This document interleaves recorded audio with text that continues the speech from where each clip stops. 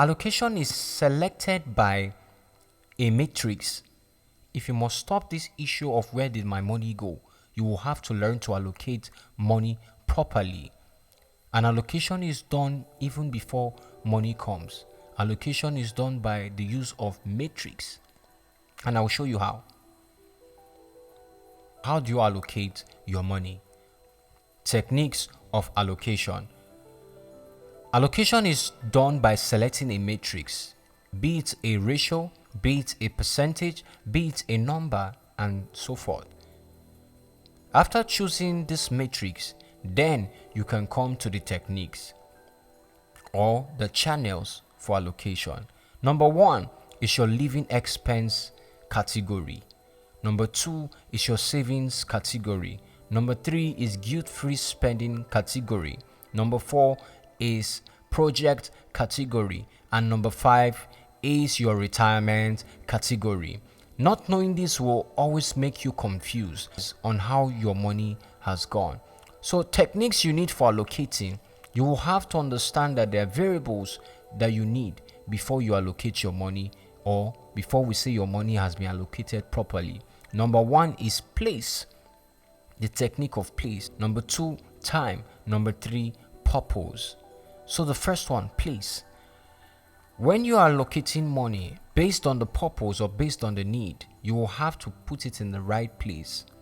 Your living expense would be needed to be placed in an easily accessible place, be it cash or a debit card that doesn't give you challenges or grants easy access or free transfer services. The saving category.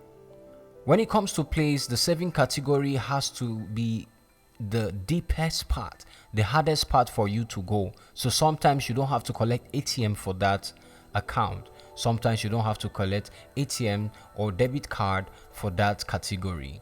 You will have to ensure that the distance to getting to that place is very much to enhance discipline for saving. Number 2 is time.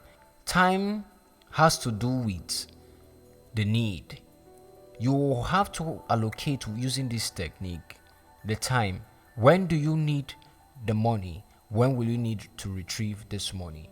Will also be a factor on how you keep your money or how you allocate. For example, your retirement, it's only when you retire, whatever age you retire or whatever time you retire, that you will need that money. So regardless of the amount today in it, is not worthy of you picking from it.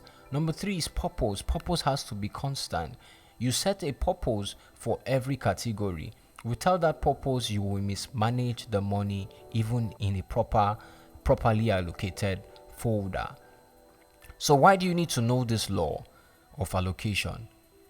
Beneficiaries of your income would suffer mental instability if you do not have this allocation. So you promise them today, I will give you money. Tomorrow, you are forgotten.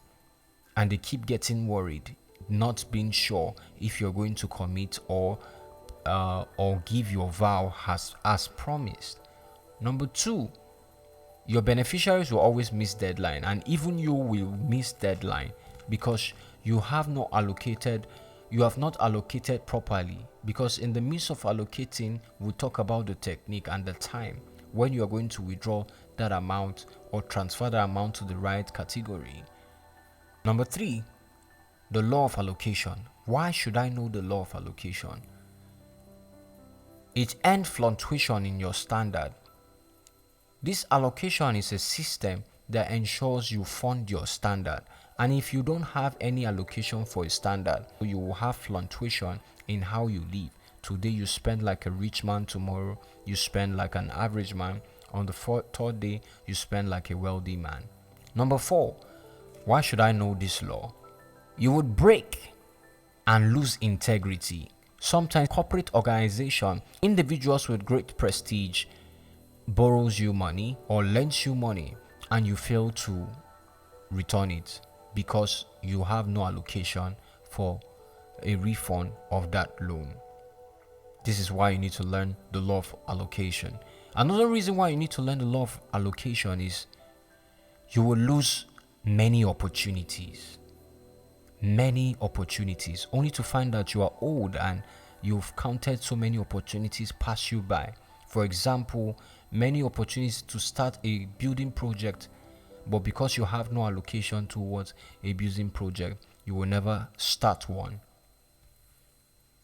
So, how do I apply this law of allocation into my life? So, these are the practical steps. Number one, define your allocation by using the matrix we mentioned earlier. The matrix, we said the percentage matrix, the number matrix, the ratio, whatever it is, pick a matrix to ensure you are allocated. You make allocation. Then spell out the categories that exist for allocation. We said the first one is living expense category, savings category, guilt-free spending category, and the fourth and the fifth, retirement category and project category. Not having these properly allocated will keep you dilly-dallying and fluctuating in your spending. The third way you can apply the law of allocation: ensure that every money passed through this system you've allocated. Be it a gift, be it properties, be it your salary or bonuses, ensure they pass through the system of allocation. This is how you keep check. Number 4, how to apply the law of allocation in my life. Automate your allocation. Automating your allocation will help you to be committed and disciplined at the initial stage.